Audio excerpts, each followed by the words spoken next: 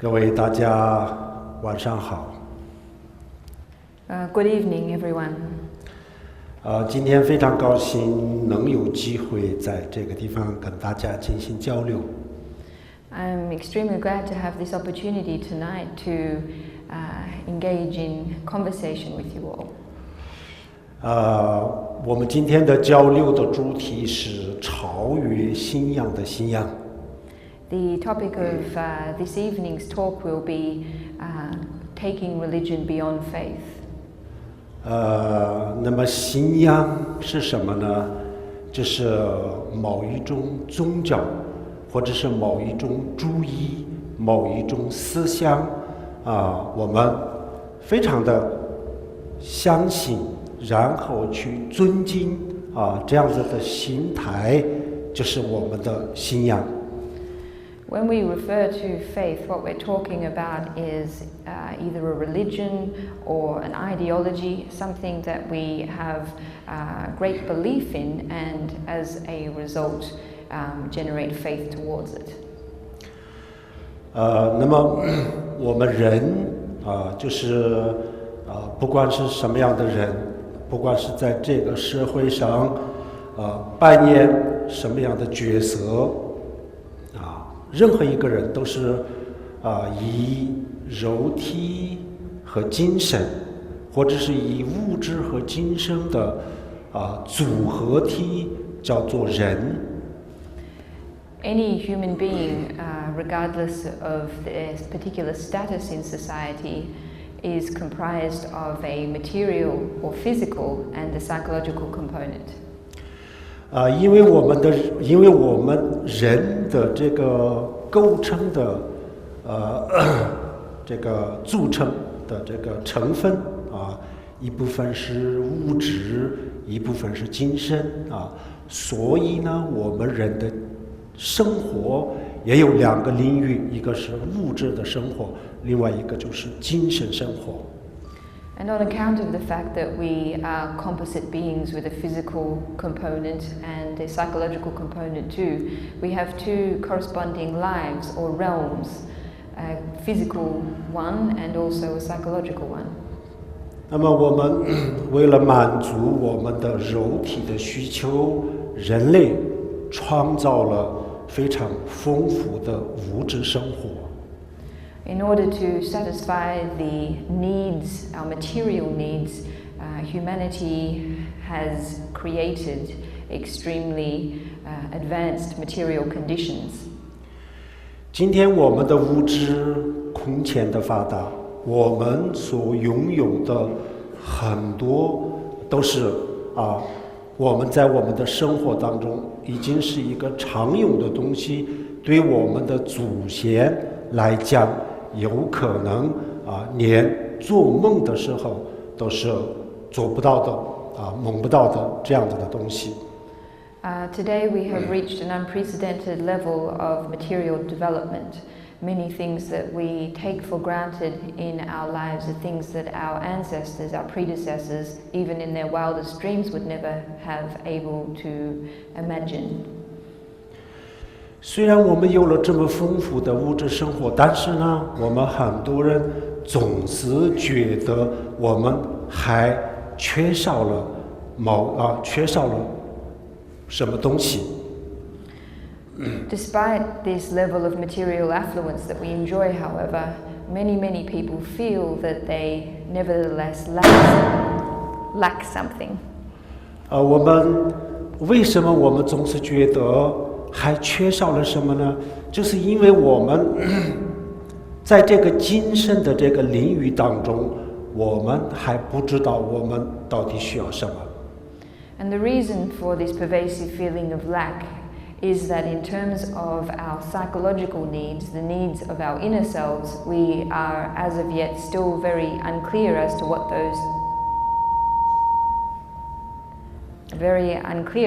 those needs are.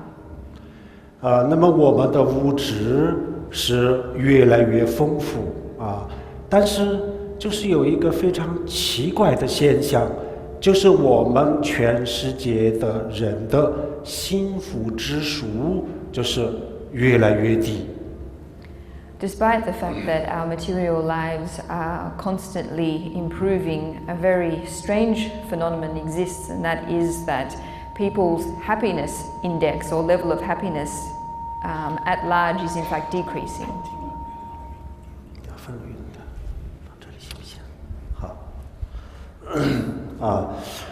那么这样子的话呢，我们很多人这个觉得我们总是还就少了一些东西那么少了什么东西，我们很多人不太清楚。So there is this feel.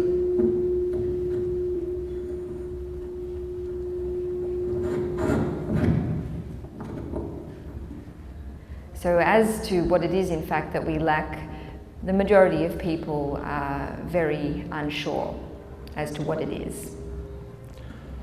然后我们的这个肉体的这个需求，为了满足这个需求，我们创造了非常丰富的物质生活但是呢，同时我们拥有这么庞大的物质财富的同时，我们的精神上面呢就是欠缺了他所需要的东西。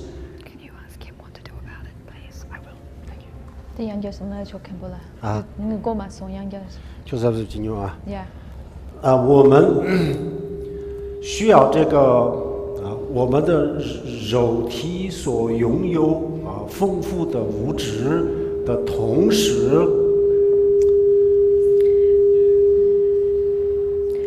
So at the same time that we have or are satisfying these needs of our physical selves, 同时我们的精神上所需要的东西很欠缺。We are very lacking in terms of what it is we need to satisfy our psychological needs.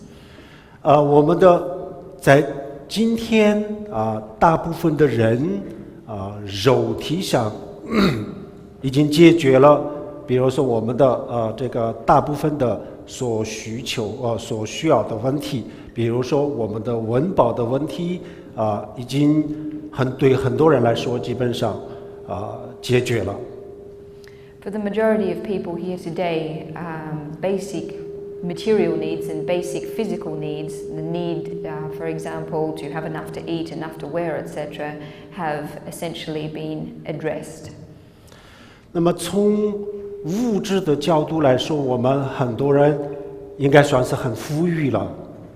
From a material point of view, we should really consider ourselves quite prosperous, well off. 所以我们的肉体没有饥渴就是我们有饭吃，有水喝，有地方住，有车子开，所以呢，肉体上很多人都是不缺乏什么的。Very few people have extreme physical needs. Our basic needs of having enough to eat, having shelter, etc., are satisfied. 但是我们很多人的精神是非常贫困的。However, in terms of people's inner spiritual state, many people are extremely poor. 我们很多人没有受到肉体的饥渴的痛苦，但是呢，我们正在受到这个精神上的饥渴的痛苦。So though many people have never undergone the extreme suffering of physical deprivation, many people these days are in fact undergoing the extreme suffering of psychological deprivation. 水、空气食物是我们的肉体的食物。Water, food, clean air, etc. We can consider these things as the food of our physical being. 那么我们的精神的食物是什么呢 what should we consider then the food that nourishes our inner beings? 那我们的今生需不需要食物？ In fact, do our inner beings need food? 然后我们过去很多人认为只要有肉体的食物给满足了这个肉体的需求，这样子以后呢，很多人觉得我们的意识是不需要这个食物的。In the past, many people have been of the view that so long as our physical needs are satisfied, then that is sufficient. That would be sufficient. There are no needs of our spirits necessarily to be nourished. 但是今天我们的这个精神上的问题越来越严重。However, in recent times, the problems related psychological problems, the problems related to our inner lives are increasingly severe. 短短的40年的变化是相当大。Within the short space of 40 years, the changes we've seen in this regard are extremely large. 像我们拿美国来说，就是在这个40年的过程当中，他们的抑郁症的患者就增长了10倍。Just taking the situation in America as an example, within this 40-year period, the number of depression sufferers has increased tenfold. 40-50年前，他们的抑郁症患者的平均的年龄是29岁。40 or 50 years ago, the average age of a depression sufferer in America was about 29 years of age. 今天这个抑郁症患者的年龄是14岁。Whereas nowadays, the average age of a depression sufferer is 14 years. 所以就是8岁、9岁、10岁左右的小孩也有抑郁症。So this means that there are also depression sufferers as young as 8, 9, and 10 years of age. 那么我们创造了这么空前的物质这个财富那按理来讲，我们的心应该是很满意、很满足我们的当前的生活。Given our unprecedented level of material progress, from one perspective, by rights, we should be extremely happy, extremely satisfied, extremely contented. 那么，为什么拥有这么多的物质财富的同时，我们的精神上出了这么多的问题呢？ Why is it, in fact, that in the midst of a situation where we have such great material wealth and material conditions, that we are experiencing such a point of spiritual and mental crisis? 这就是因为我们的精神缺乏了它的粮食，它的食物。The reason is that our spiritual lives lack the necessary food they need to nourish them. 那么精神的食物或者它的粮食是什么呢？当然，我们比如说哲学、艺术等等，很多都可以作为我们的精神的粮食。Of course, it's possible that philosophy, art, etc. are all capable of serving as food that nourishes our inner beings. 这个当中比较重要的一部分呢，就是宗教。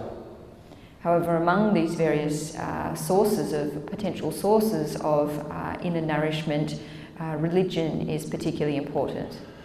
有宗教信仰的人和没有宗教的信仰的人的这两个群体的幸福指数是有差距的。There is a difference between the happiness index of people with religious faith and those without religious faith. 有宗教信仰的人的幸福指数普遍比没有宗教信仰的人的要高一些。Those with religious faith tend to be more happy than those without. 但是宗教的信仰就是有形形色色的各种各样的信仰。However, in terms of religious faith, there obviously are, they come in every shape and size. There is a great diversity in terms of what we might refer to by religious faith. 今天我们要给大家介绍的就是一个超越一般的信仰的另外一种信仰。And what I'd like to talk about tonight is a kind of religious faith that, in fact, transcends a conventional kind of religious faith. 这个就是藏传佛教。And that is Tibetan Buddhism. 藏传佛教是佛教的一部分。The Tibetan Buddhist tradition is part of the wider Buddhist tradition. 当初印度佛教翻译了巴利、汉语和藏语。Ancient Indian Buddhism was translated into Chinese, into Pali, and into Tibetan. 所以这三个不同的这个佛教，它的内容呢，大部分都是一致的。On account of this, the main body of each of these traditions is essentially consistent. 就是一个不同的语言在表达同样的内容。Essentially, it is a case of different languages expressing the same content. 首先，第一个超越信仰，超越什么样的信仰呢？首先，佛教他认为世界，包括我们人和人的精神，万事万物的发展，它的存在，它的毁灭，都有一个自然的规律。In terms of a religion that transcends conventional religion, the Buddhist tradition regards humans, human life, in fact, every process and every phenomenon as operating according to a basic law, natural law. 那么，这个自然的规律，比如说水。它本身是一个液体，但是它的温度零下的时候呢，它会变成一个固体，然后呢，它的温度100以上的时候呢，它就会蒸发变成了气体。So we can understand this through the analogy of water. Water at below 0 temperatures becomes a solid, and above 100 degrees becomes a vapor. 那么它为什么一会儿是气体，然后又是液体，然后又是这个固体呢？就是因为这个大自然当中的一个客观的因素，在客观的因素决定它的变化，它的发展。The changes in form that water undergoes from being either a vapor or a liquid or a solid is determined by objective conditions in the natural environment. 除了这个自然的规律以外，他认为不需要其他的神其他的鬼神都跟这个大自然的变化是没有关系的。所以从这个角度来讲，佛教就是一个无神论者。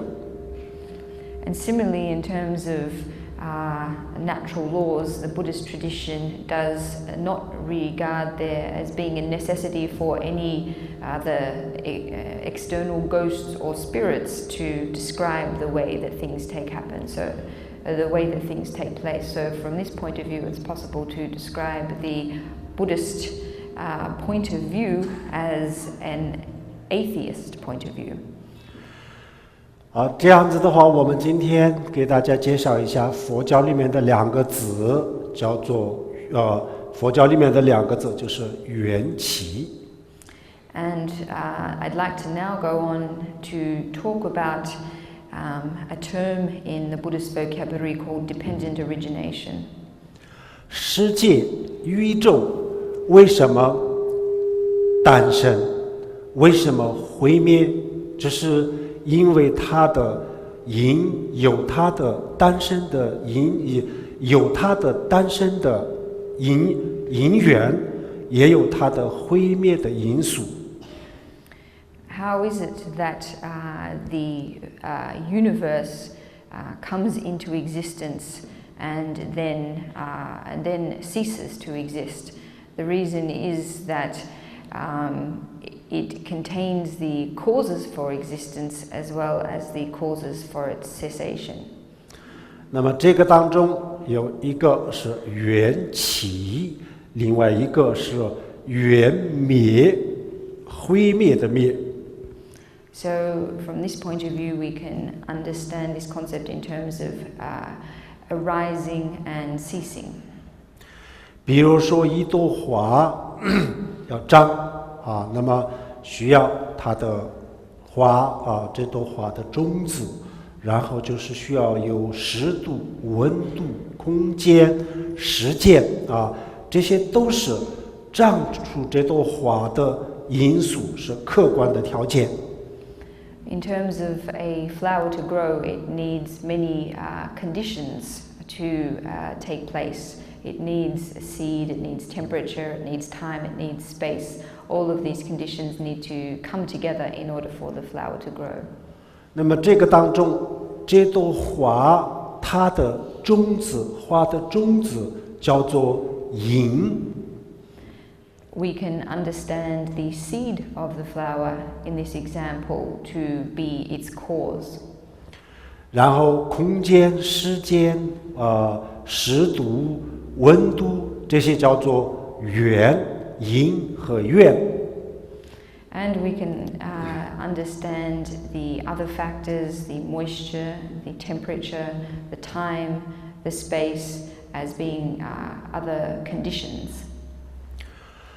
只要有花的种子，有空间，有时间，有温度，有湿度，然后就不需要任何其他的鬼神人的参与，这就是一个完整的自然的规律只要有这些东西，花会长出来的。So long as there is this cause and these conditions in place, the cause of the seed and the conditions of temperature and moisture and time and space, then the flower will come into being, it will grow. It doesn't rely on the intervention of any other external force, whether it be a deity or a god or even human intervention. 只要有这些客观的条件，然后就是因为这些客观的条件会诞生一朵花。It's because of the existence of these objective conditions that a single flower can arise. 这叫做缘起。And this is a kind of dependent origination. 起就是诞生、发生增长这样子的意思。When we talk about origination, we mean the coming into occurrence, happening, arising. 然后这朵花的因和缘当中，某一个因缘不存在的时候，某一个因缘消失的时候，这朵花也就不能维持，它也就会跟着毁灭，这叫做缘灭。However, if there were just one single causal condition lacking in this situation, then the flower could no longer exist, it would cease to exist. And in this situation, we talk about cessation of conditions. 我们的宇宙、太阳系、我们的地球等等，所有我们周边我们看到的所有的物质，它的诞生和它的毁灭就这么简单。Every single material thing that we see around us, from in the universe, the oceans, every material object operates according to this law as well. 然后第二个就是我们的内在的精神的缘起。And the second thing that we then need to look at is how the law of dependent origination applies to our inner selves. 比如说我们的抑郁症、焦虑症、孤独症等等等等，这个精神上的各种各样的疾病啊，还有我们的欲望、抱怨、嗔恨啊等等这些负面的这些情绪，它也是有一个自然的规律。We can understand our internal states, mental disorders, for example, such as depression, loneliness, anxiety, etc., and also negative emotional states such as worry and anger, desire, etc., to also operate according to a kind of natural law. 那么我们要找到这些负面的情绪还有就是毁灭性的情绪它的根源是什么？ So in terms of these negative emotional states and negative mental states, it's necessary for us to identify what their basic cause or their original cause is.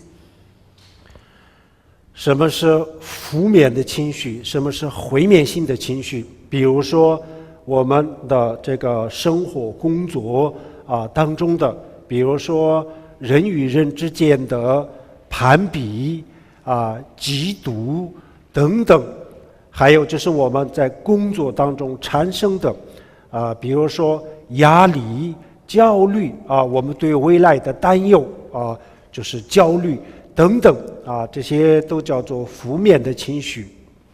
In terms of understanding what we mean by negative emotional states, it's things like worry, concern, anxiety about the future. 然后什么是毁灭性的情绪？就像抱怨、仇恨、过度的欲望等等，就是毁灭性的情绪。And destructive emotional states are things like resentment and revenge. 为什么叫毁灭性的情绪呢？因为抱怨、仇恨、过度的欲望这样子的这个情绪，当我们的心里产生这样子的情绪的时候呢，它就会毁掉我们自己然后它再进一步的去发展的话然后呢我们也会毁灭会摧毁别人的幸福摧毁了我们自己的幸福感的同时，它就会摧毁别人的痛苦，所以叫做毁灭性的情绪。And the reason we refer to them as destructive mental states is that resentment, revenge, excessive desire, etc., in addition to destroying our own happiness, also cause through their development us to cause the destruction of other people's happiness. 那么这些不管是毁灭性的情绪还是这个负面的情绪，它的因和缘，它的缘起是什么呢？也就是两个。第一个就是用佛教的话来讲，叫做无明就是一个我们不了解这个世界导致的。So in terms of the causes of negative emotional states and destructive mental states, there are essentially two causes. The first of these is ignorance. 不了解世界，不了解自我，不了解人生这样子的一个愚昧的想法，或者是我们对人生对这个世界的一种错误的理解导致了我们的情绪上的这些负面的和这个毁灭性的这个情绪。When we talk about ignorance, we're really referring to a distorted understanding of the external world, of ourselves, and of human life. And it's on account of this distorted understanding that we generate negative emotional states and destructive moods. 有了这个我们对世界的这个错误的理解，它就是客观的因素啊。有了这个因素以后呢，我们的心中就会产生更多的烦恼啊，更多的痛苦，所以这是我们的一个内在的缘起。This distorted understanding that we have of phenomena is an objective cause. It's an objective condition, and it causes the multiplication of and intensification of our suffering and afflictions. 那么缘灭，我们刚才讲的毁灭的灭，缘灭内在的缘和灭是什么呢？当我们的心里消失了或者是我们消灭了我们对这个世界的误解错误的理解，这样子以后呢，我们把这个摧毁了以后呢，断掉了以后呢，然后就是我们的各种各样的这个烦恼的情绪、毁灭性的情绪它们也会消失。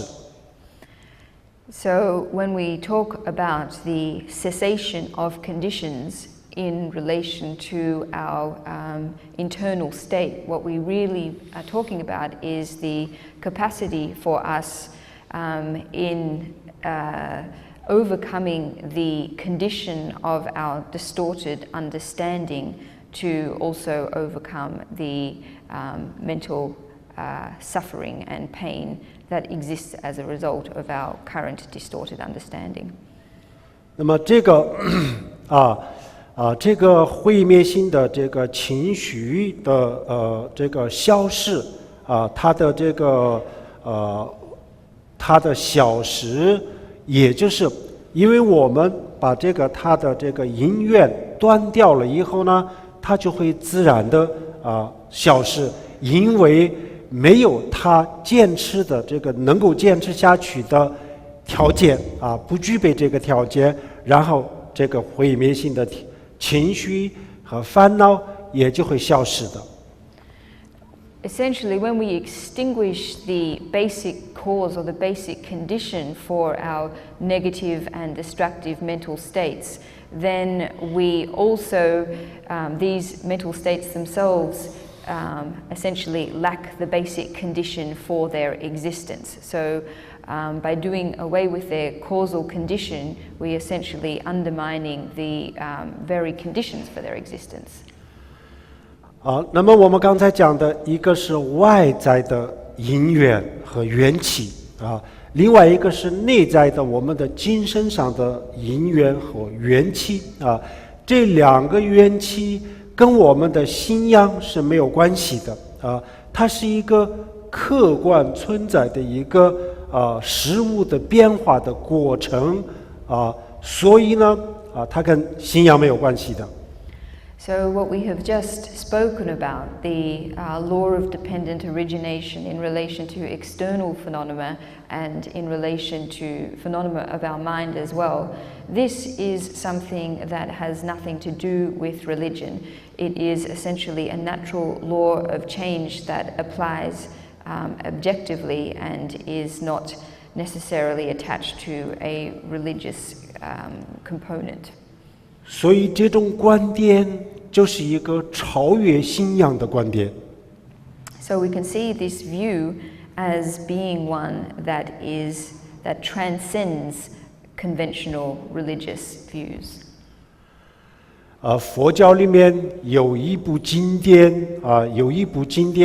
叫做《道干经》。There is a Buddhist sutra called the Salu Sprout Sutra.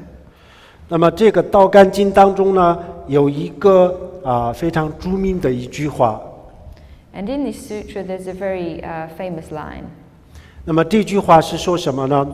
如来出世或不出世，法心常住。And this line says, regardless of whether or not the Buddha or enlightened one arose, the natural law of phenomena would still exist. 这句话的意思是什么呢？自然的规律，外面的大自然的规律和我们人类的精神上的这个变化演变的这个规律跟释迦牟尼佛没有关系，这些都是自然的规律，不是释迦牟尼佛创造的。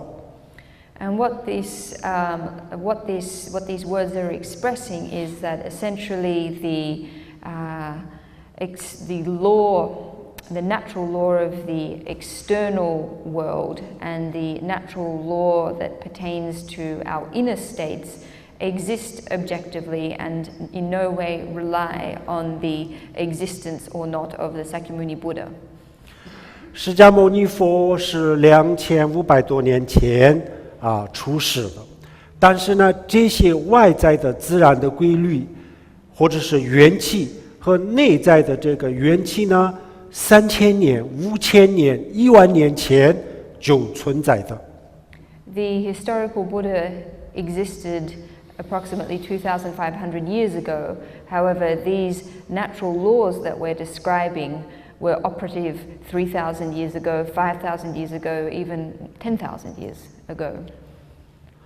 然后释迦牟尼佛81岁以后圆寂了，那么圆寂了以后呢，到现在为止，外在的元气和我们的内在的元气仍然存在。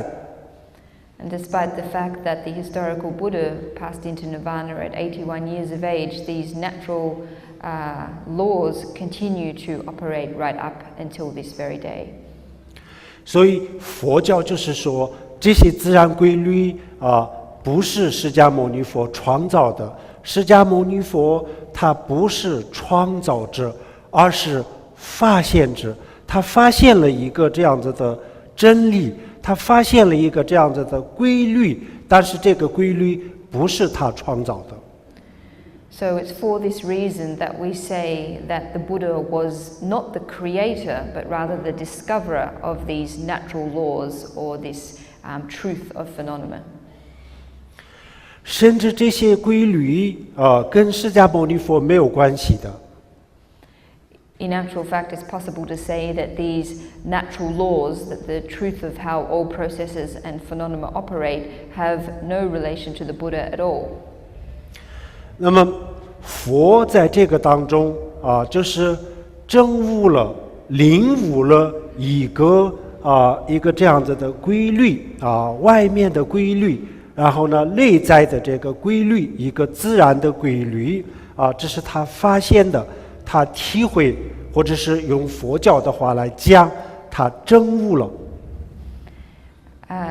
We can characterize the Buddha's role in all of this as having realized or having become enlightened to the operation of a natural law or natural way of things. 所以这个是超越信仰的。So we can see that this goes beyond, this transcends conventional religion. 这两个自然的规律这个不但是鬼神没有关系连佛也没有关系，它就是一个自然的规律。In terms of this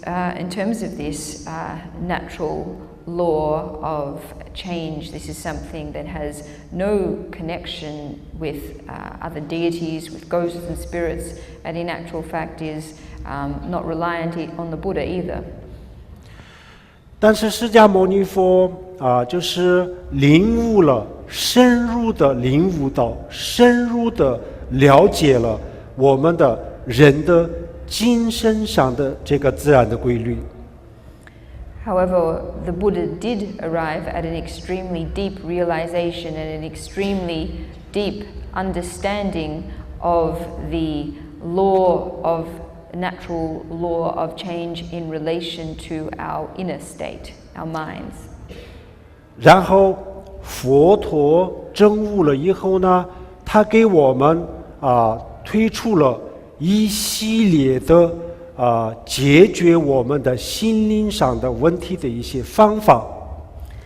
And after the Buddha became enlightened, he provided us with a series of methods in order to resolve and address our difficulties at the level of mind. 那么这些方法呢，也跟我们的信仰没有什么关系的这些都是一个实实在在的一个内在的自然的变化。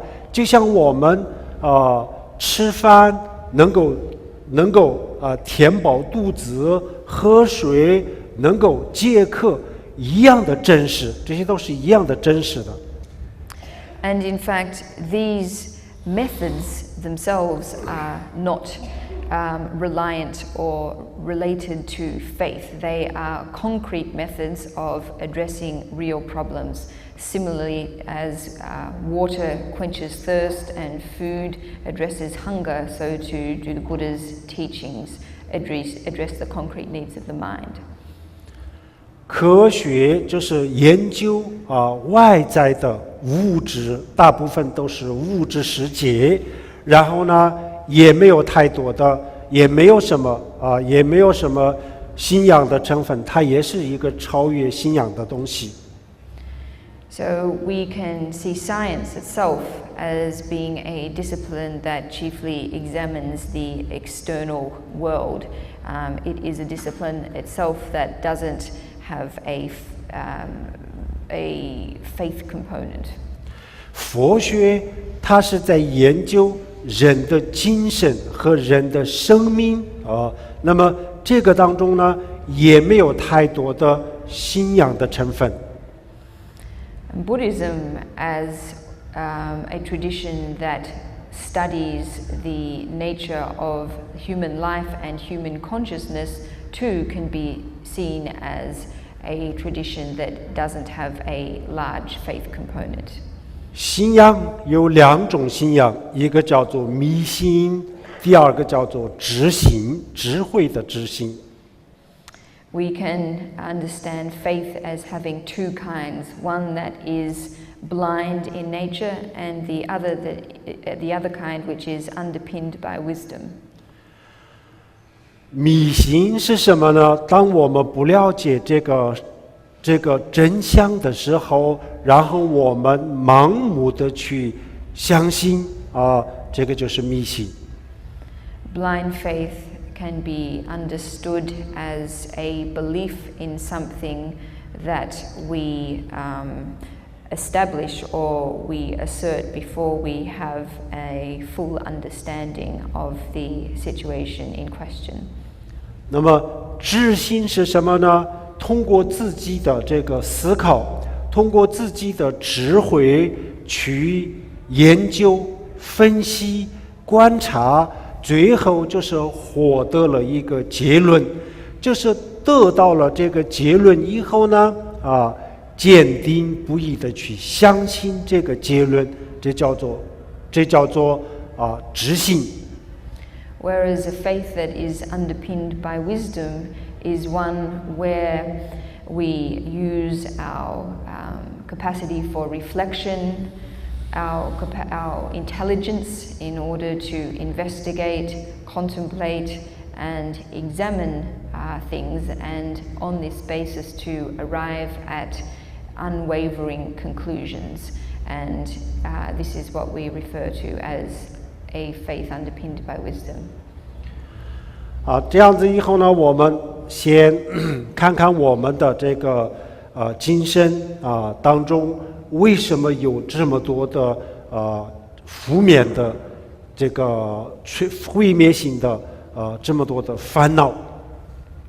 And I'd now like to return to the question of why is it in our minds that we have as many negative and destructive emotional states as we do.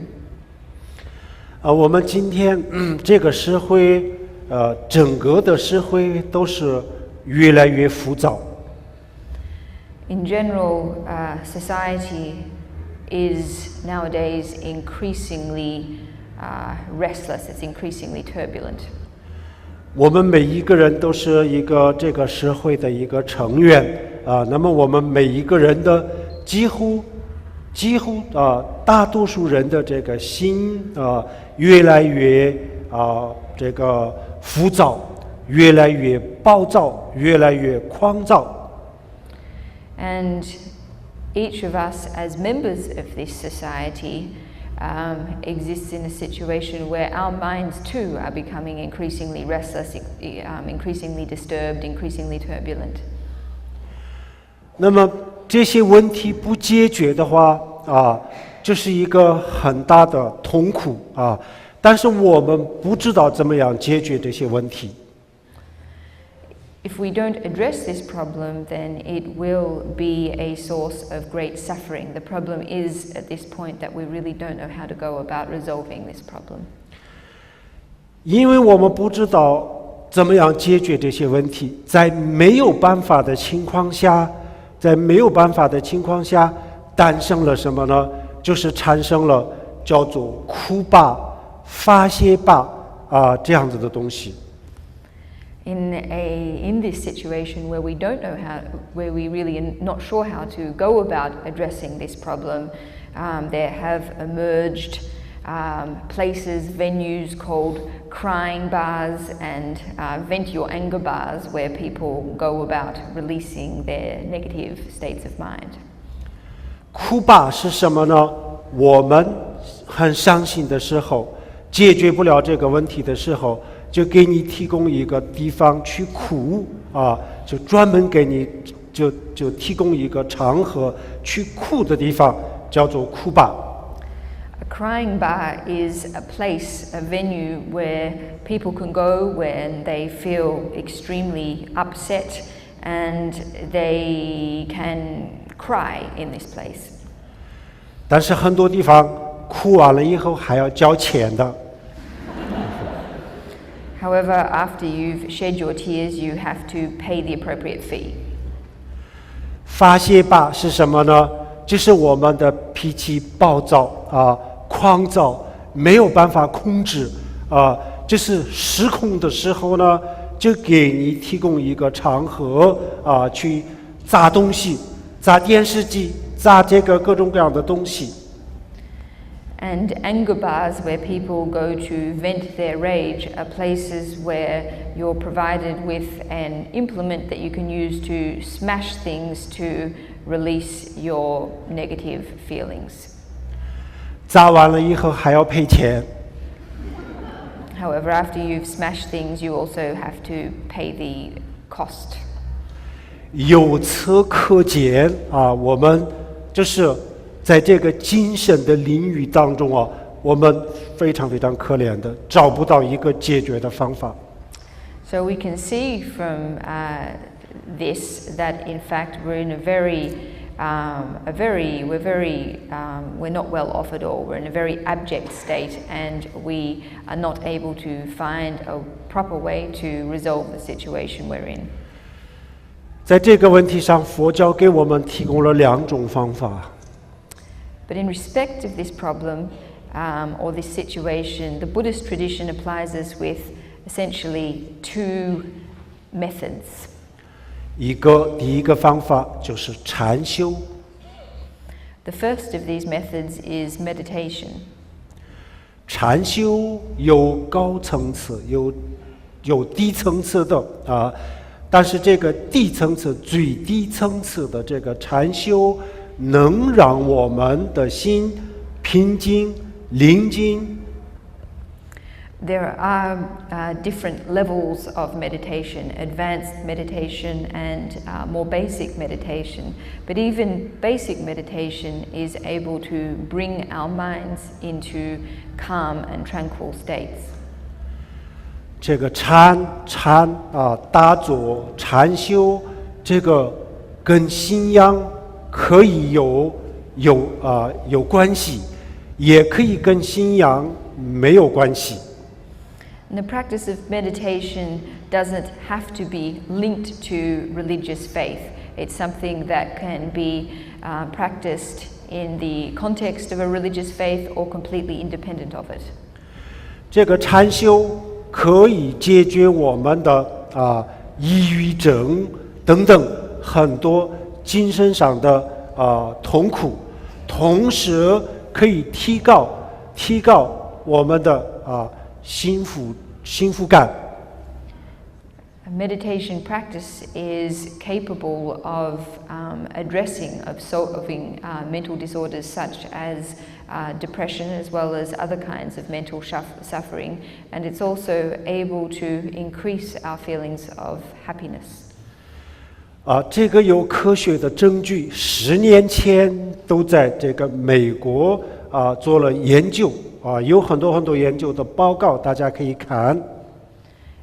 In terms of the results of meditation, there's been a lot of research undertaken in America over the past 10 years, and there is a lot of literature related to these experiments that everybody can avail themselves of. 其实这个不需要科学的研究，每一个人我们自己去打坐禅修的话，我们每一个人都能够感觉得到它对我们的帮助。However, it's actually not even necessary that we have this research. The benefits of meditation is something that everybody can experience for themselves by engaging in meditation for themselves. 所以我们希望我们刚才讲的什么哭吧发泄吧都变成禅吧。So I have great hope that these crying bars and anger bars that exist today eventually become meditation bars. 那么比如说学校、医院，还有很多的这个机构都有一个自己的员工打坐的地方，这样子的话可以解决员工的心灵问题。And that institutions such as schools and hospitals provide places where their staff members can undertake meditation so that they can address their inner problems. 就像美国 Google 公司一样，他们通过禅修来解决员工的心灵的问题，非常有效。At Google in America, they have a program where they use meditation to help their staff members with their mental difficulties, and it's extremely successful in its results. Google 公司用的这个禅修是佛教的禅修，我这次也跟他们交流了，就是一个佛教里面的一个最低层的一个禅修的方法。The meditation method that they use at Google is actually a Buddhist method, a very basic method of Buddhist meditation. 所以如果我们精神上不愉快、心情不好，或者是焦虑、抑郁这样子的时候，我们通过这个方法来解决自己的心灵问题，完全是没有问题，非常有效的。And it's possible for us similarly to use this meditation technique or meditation techniques to help us when we experience negative emotional states and worry, anxiety, pressure, etc. 我们今天在座的每一个人的身边，我想比如说我们就是因为缺乏物质很痛苦的这样子的人呢，也许不是很多，但是呢，因为缺乏精神上的精神的这个食物而很痛苦的人，我想每一个人的身边都有一大堆。I'd guess that for the majority of people here this evening, that in your lives there aren't many people who experience great suffering as a result of not being able to address their physical needs. However, I would imagine that you all know a very large number of people who experience suffering as a result of not having the appropriate food to nourish their spiritual or inner selves. 所以我们也可以把这个禅修的方法推荐给我们的朋友。So meditation is a method that we can potentially recommend to those around us. 这个也是跟信仰没有关系的，比如说你不信佛，但是呢，同样也可以用佛教的这些方法。It's not necessary that we have a faith in Buddhism. It's possible to adopt and apply Buddhist practices and methods without being a Buddhist. 当然有佛教的信仰的话，那么在这个信仰的基础上呢，可以做得更好一些，所以呢，效果会更好一些。Of course, with the foundation of Buddhist faith, one's meditation can achieve even better results. 这是佛教给我们提供的第一个方法。So this is the first method that the Buddhist tradition provides us with. 第二个方法呢，就是比较高难度的比较深层次的一种方法。The second method or the second means that the Buddhist tradition provides is a more difficult, it's a higher kind of path. 那么这个就是因为我们不了解这个世界的真相，我们错误地理解了这个世界，然后我们也错误地理解了我们自己，在这个错误的理解当中产生了很多很多的心灵上的痛苦。And this path involves addressing the fact that much of our pain and suffering derives from our mistaken and distorted understanding of not only the external world around us, but also our inner selves, the nature of our minds. 那么这个方法呢，这个深层次的方法，也是我们刚才讲的元气这两个字的另外一个意思。And this path is, when we talk of dependent origination, is one meaning of dependent origination. 元气这两个字的两个层次的含义，第一个层次就是比较简单的理解是我们刚才讲的万事万物，包括我们的精神都有自己的发展的规律，有自己的因有自己的因和自己的果，这个就是简单的比较这个低层次的缘起的理解。So this phrase, dependent origination, we can understand it at two levels.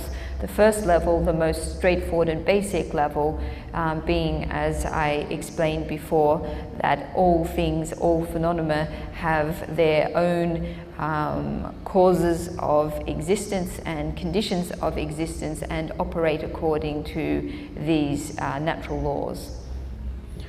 那么另外一个缘起的比较深层次的这个意思呢，也就是佛教讲的空性。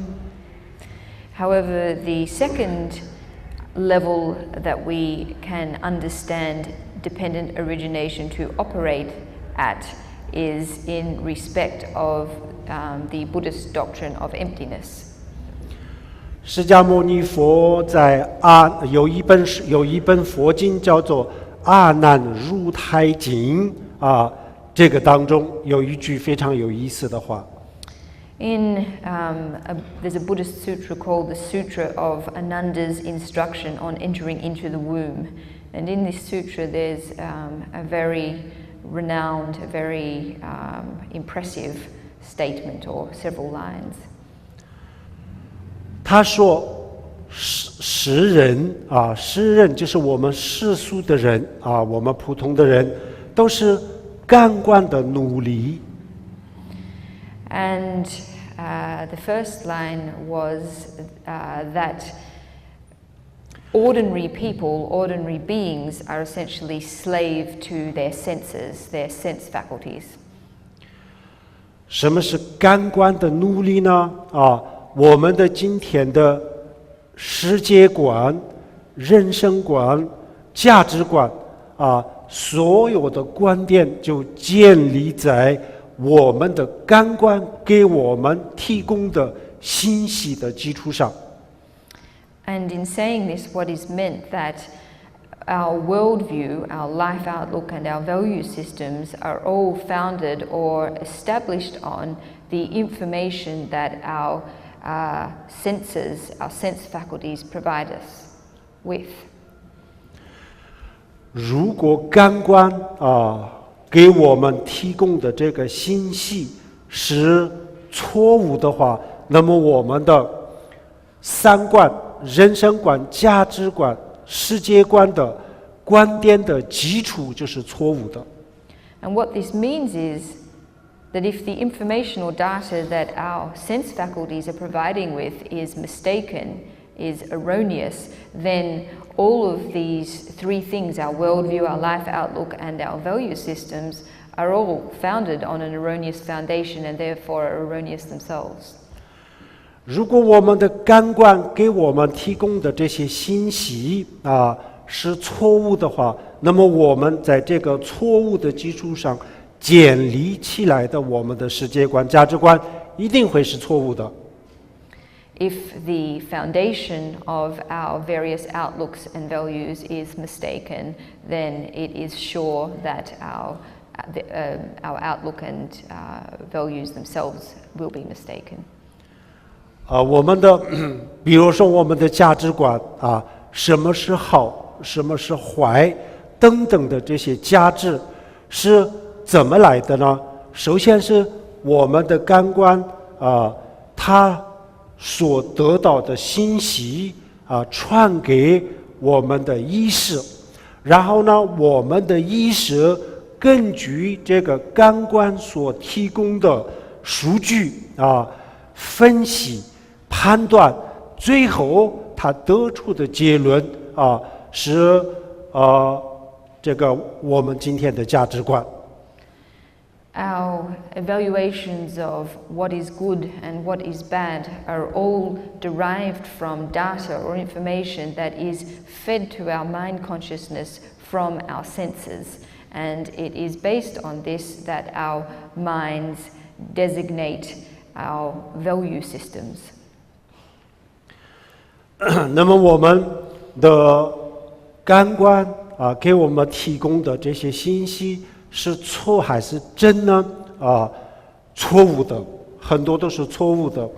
这个已经高科技已经给我们非常清楚的证明，我们的感官所看到的很多东西实际上就是不存在的。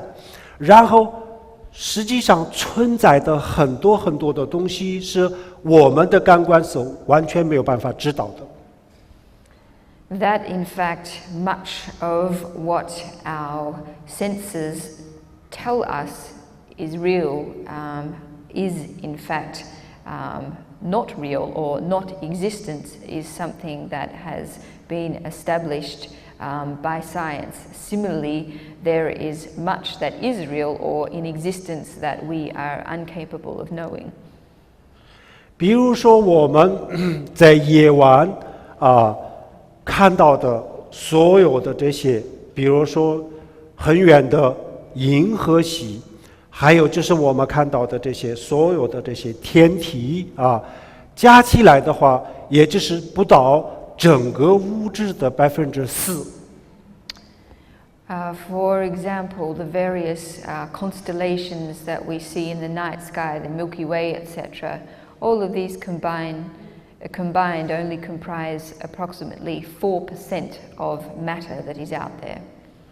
那么我们看不到的暗物质、暗能量，我们看不见，但是存在的。所以呢，我们因为我们看不见，所以它不存在。这种想法，我们现在已经知道了，是一个非常幼稚的想法。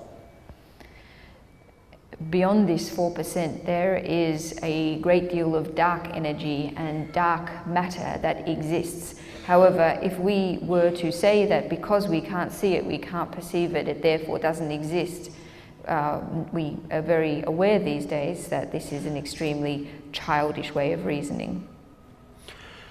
然后这个4%当中，我们的肉眼能够看到的，就是在我们的这个光谱上的这么多的光当中，我们能够看到的可见光就是一个非常非常小的一部分。Even among the 4% of constellations that we can see, in terms of the overall light spectrum, that which we can see with our own eyes is in fact very, very small.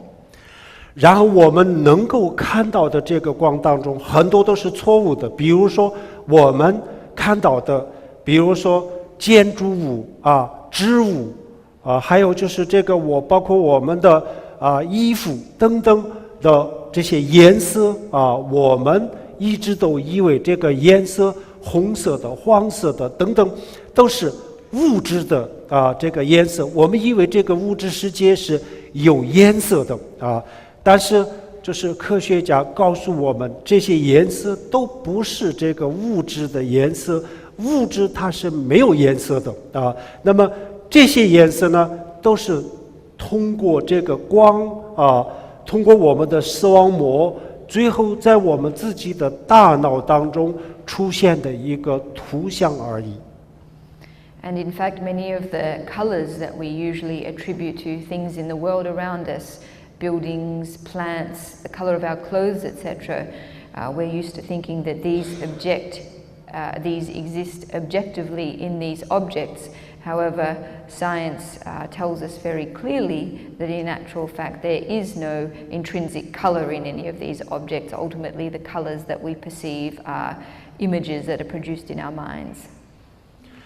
然后我们听到的声音，我们一直都以为这个声音是说话的人的这个通过空气传出来的，但是呢，实际上说话的时候也好，音乐的乐器也好，他们只能在这个空气当中产生一个压力波，其他它什么也没有做，没有所谓的声音。所谓的声音是我们自己的大脑里面的一个图像。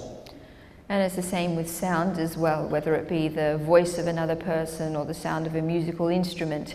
All of these things are essentially only pressure waves that are being made in the atmosphere. The sound that we actually hear is also something that is produced in our minds. 那么我们看到的颜色也是错误的，我们听到的声音也是错误的，那有什么是没有错的呢？什么是正确的呢？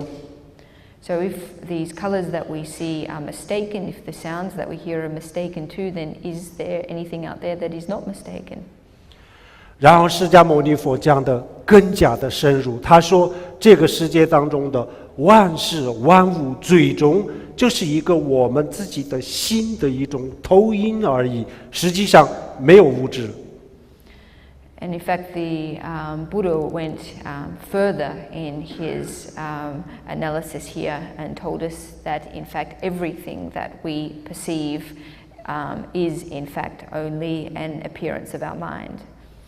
所以我们可以这么总结，比如说2个小时当中我们所做的梦，如果能够把它拉长，拉到80岁的话，那么这个就叫做80年的话，那这个叫做人生80年当中的一个人生的经历，如果能够压缩到2个小时的话，这个叫做梦，这就是梦与人生的区别。 So putting this simply, we can say that if we were able to extend a 2-hour dream to a span of 80 years, then we could call this a human life. Similarly, if we were to contract a human life of 80 years to 2 hours, we could call this a dream. This is, in fact, the only distinction between a dream and reality.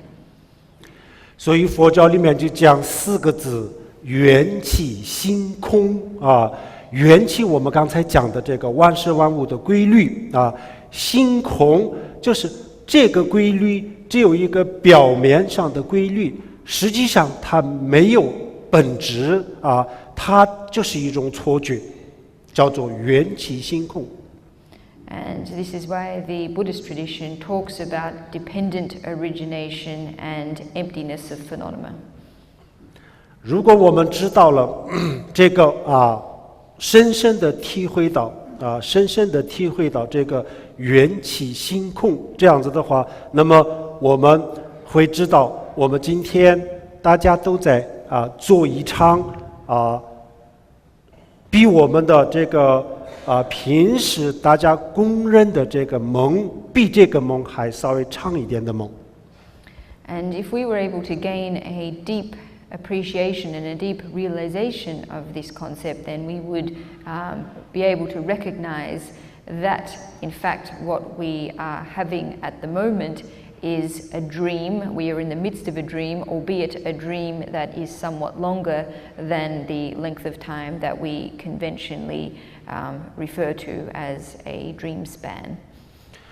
那么这个也是一种事实，它跟信仰没有关系，所以就是一个超越信仰的东西。And this is an objective reality. It's something that doesn't rely on religious faith, so we can also see this is something that goes beyond religious faith. 虽然是这个元气，虽然是心空，它本质是空的，但是呢，我们把它当作是一个实实在在的东西，这样子以后呢，在现实生活当中，它给我们的感觉，它给我们带来的所有的后果，所有的结果，就跟真实的东西是一模一样的。So even though our phenomena is inherently empty of existence, the fact that we attribute it existence, we attribute it meaning, etc., then all of the consequences this brings us is exactly the same as if it were, in fact, inherently existing. 这个结果的来源不是因为这个世界是真实的东西，而是因为我们把它当作一个真实的东西的原因。The consequences that are generated through this are not the result of the world being inherently existing, but rather the fact that we regard it, that we believe it as being inherently existent. 我们大家都知道，我们做梦的时候，我们在梦中看到的所有的东西都是不存在的，都是虚幻的，都是假的。但是呢，当我们还不知道我们自己在做梦的时候呢，这梦里面的所有的东西跟真实的东西是一样，跟我们现实生活当中完全是一样。Of course, everybody knows that everything that takes place in the context of a dream is not real, it's false, it's illusory, etc.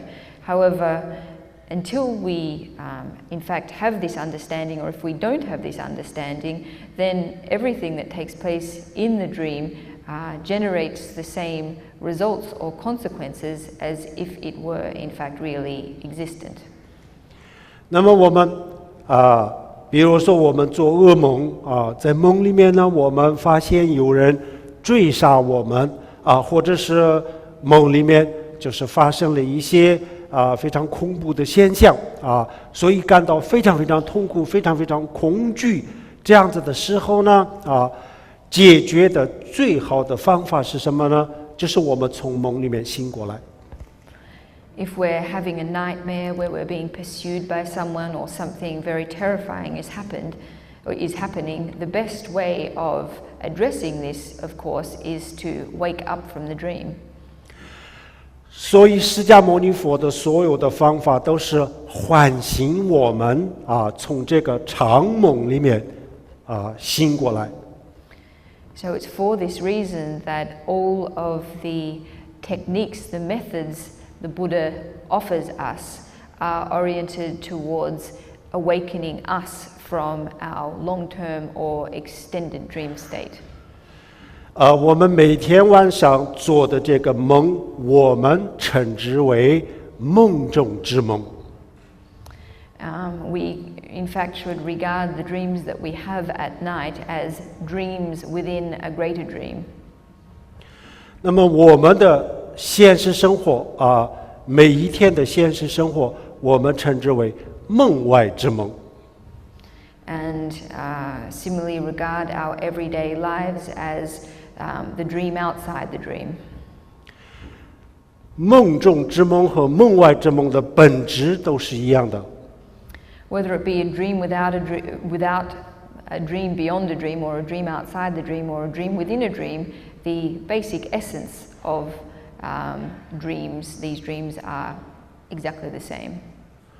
我们人处于这个梦中之梦的时候，念这个梦中之梦，它也可以给我们带来太多太多的痛苦。Regardless of which dream state it be, they're equally capable of generating great suffering. 但是这个梦中呢，这个不需要释迦牟尼佛，这个梦中之梦当中，我们自己会醒过来的。However, in terms of the dream within a dream, our conventional dreams, waking up from these is not something that we need the Buddha's assistance in. We're capable of naturally waking up ourselves. 但是如果我们要从这个梦外之梦，或者是这个长梦当中要醒过来的话，那就是需要佛陀的教育，释迦牟尼佛的教育来唤醒我们才可以。However, if we're going to wake up from the extended dream, the dream of the illusion of the reality of our lives, then we need the assistance of the Buddha's guidance. 如果我们用释迦牟尼佛的这个方法去训练自己，去锻炼，去提升自己的这个生命的层次，这样子的话呢，总有一天，我们就像从断梦当中梦中之梦当中苏醒一样，从这个长梦当中，有一天我们一定会苏醒的，一定会醒过来的。